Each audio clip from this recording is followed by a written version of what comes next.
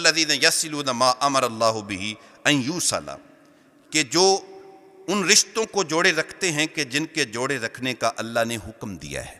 دوسری صفت یہ ہے، جن رشتوں کو جوڑنے کا اللہ نے حکم دیا ہے اس کو یہ جوڑے رکھتے ہیں۔ مطلب کیا ہے؟ صلہ رحمی کرتے ہیں، رشتے کاٹتے نہیں ہیں، رشتے قطع نہیں کرتے، بلکہ رشتے جوڑ کے رکھتے ہیں، اپنے رشتوں کو جوڑنے کے لیے حسن سلوک کرتے ہیں۔ آقا کریم صلی اللہ تعالی علیہ وآلہ وسلم نے ارشاد فرمایا کہ حضور نے ارشاد فرمایا کہ اس شخص کی ناک خاک آلود ہو، اس شخص کی ناک خاک آلود ہو، اس شخص کی ناک خاک آلود، 3 مرتبہ فرمایا اس شخص کی ناک خاک آلود ہو۔ عرض کیا کہ حضور وہ کون ہے؟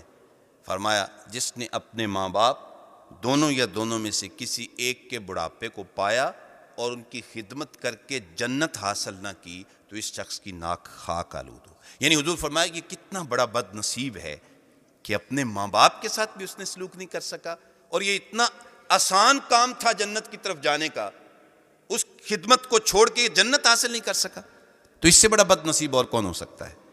اور آقا کی صلوات و سلام کا ایک اور فرمان سنیے۔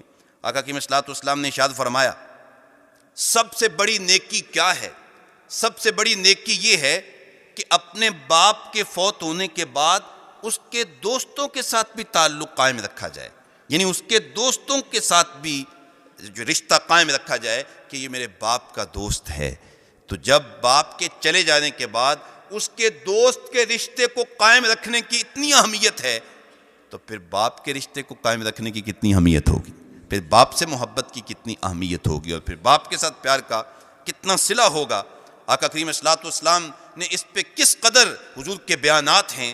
حضور نے ارشاد فرمایا جو ایک مرتبہ ان کے ساتھ حسن سلوک کرنا، صلہ رحمی کرنا تو ایک بہت بڑا کام ہے، جو ایک مرتبہ محبت سے دیکھ لیتا ہے میرا رب اس کو مقبول حج کا ثواب عطا فرماتا۔ عرض کیا حضور کسی نے 2 مرتبہ دیکھا؟ فرمایا 2 حجوں کا ثواب، کسی نے 3 مرتبہ، فرمایا 3 حجوں کا ثواب۔ مشکوٰۃ شریف کی روایت ہے کہ یا رسول اللہ کوئی 100 بار دیکھے، تو فرمایا کہ کچھ 100 بار دیکھے تو میرے رب کو کوئی اس کے خزانے تھوڑے ہیں تو وہ 100 حجوں کا ثواب دے دے گا، بلکہ تم عمل کرتے کرتے تھک جاؤ گے، وہ اجر دیتا نہیں تھکے گا، اس کے خزانے بڑے رسی ہیں۔ رحمت دا دریا الہی ہردم وگدا تیرا، یہ ایک قطرہ بخشے مینوں کم بن جاندا ہے میرا، یہاں تو ایک قطرہ ہی کافی ہے۔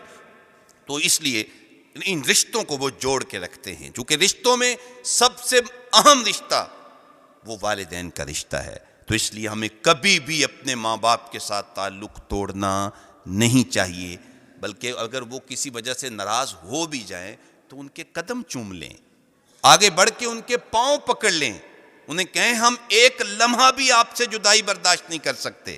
اور یہ تو ہوتے ہی بڑے نرم دل ہیں، ماں سے بڑا نرم دل بھی کوئی ہوگا؟ باپ سے زیادہ شفیق بھی کوئی ہوگا؟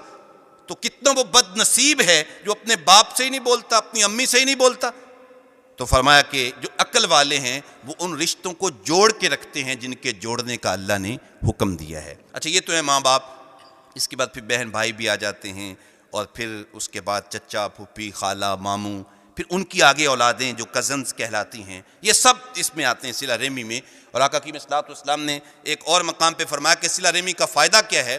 حضور نے ارشاد فرمایا جو شخص اپنے رشتہ داروں کو جوڑ کے رکھتا ہے، یعنی ان سے حسن سلوک کرتا ہے، تعلق توڑتا نہیں ہے، تو فرمایا میرا اللہ اس کی عمر میں بھی اضافہ کر دیتا، اس کے رزق میں بھی اضافہ فرما دیتا۔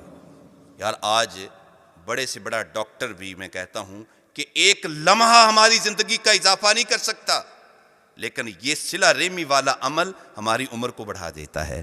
اور آج صبح سے لے کر شام تک سارے گھر کے افراد کماتے ہیں، اچھی بات ہے، محنت کرتے ہیں، جد و جہد کرتے ہیں، کرنی چاہیے، لیکن پھر بھی جو ہے وہ اوور ٹائم لگایا جاتا ہے۔ کیوں؟ وجہ کیا ہے؟ رزق بڑھ جائے تو بھئی ہو سکتا ہے محنت وہ ٹریک ٹھیک نہ رہے، محنت سے رزق نہ آئے، بس اوقات ایسا بھی ہو سکتا ہے، لیکن اس بات میں تو کبھی غلطی ہو نہیں سکتی، چونکہ یہ آمنہ کے لال نے خود فرمایا، یہ حضور نے ارشاد فرمایا ہے، لہٰذا یہ عمل یہ اس فقیر کا یہ نسخہ لے جاؤ روزی بڑھانے کا، رزق میں اضافہ کرنے کا، کہ اپنے رشتہ داروں کے ساتھ حسن سلوک کیا کرو، اللہ تمہارے رزق میں اضافہ کر دے گا۔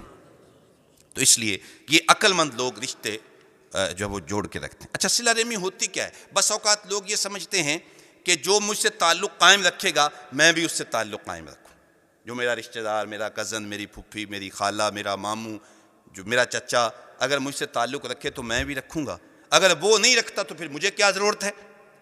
اس کو صلہ رحمی کہتے ہیں۔ نہیں، یہاں سن لیجیے آقا کی صلوات و سلام کا ارشاد، حضور نے فرمایا صلہ رحمی نہیں، یہ نہیں ہے کہ جو جڑتا ہے اس کے ساتھ جڑ، فرمایا صلہ رحمی یہ ہے جو کٹتا ہے اس سے بھی جڑ جا۔ صلہ رحمی یہ ہے، یعنی جو تجھ سے کٹتا ہے تو اس سے جڑ، یہ ہے صلہ رحمی۔ جو تیری طرف رخ نہیں کرتا تو اس کی طرف کر، یہ صلہ رحمی ہے۔ اور ہمارے ہاں الٹ چلتا ہے، ہم کہتے ہیں جو ایک قدم دور ہوا ہے تو میں 2 قدم دور ہو جاؤں گا، جو 2 قدم دور ہوا ہے میں اس کو بلاؤں گا ہی نہیں۔ ہمارے ہاں یہ چلتا ہے، لیکن اللہ اور اس کے رسول کے ہاں یہ نہیں چلتا۔ ہم جیتنے میں لگے ہوئے ہیں، ہم کہتے ہیں میں نہیں بلاؤں گا، وہ کہتا ہے میں بھی نہیں بلاؤں گا۔ سگے بھائی یہاں مہینہ مہینہ سال سال ایک دوسرے کو بلاتے نہیں ہیں، کیوں؟ جیتنا چاہتے ہیں، ایک دوسرے سے جیت رہے ہیں۔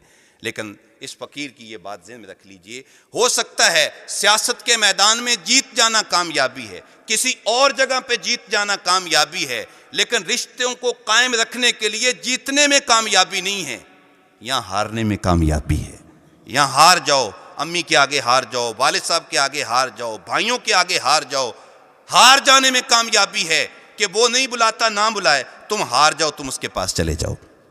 اللہ اکبر، ہارنے میں کامیابی۔ اور اسی چیز کو ہمارے بزرگوں کی زبان سادہ لیکن لہجہ دل آویز اور کامیاب فرماتے ہیں، جتن جتن ہر کوئی کھیڈے تو ہارن کھیڈ فقیرہ، جتن دا مل کوڈی ہوندا ہارن دا مل ہیرا۔ ہیرے کا مل کیا ہے؟ ہار جانے میں ہیرا ملے گا، جتنے کا مل کیا ہے؟ تو لہٰذا جو ہمارے رشتے ہم سے کٹے ہوئے ہیں ہم ان سے جڑ جائیں۔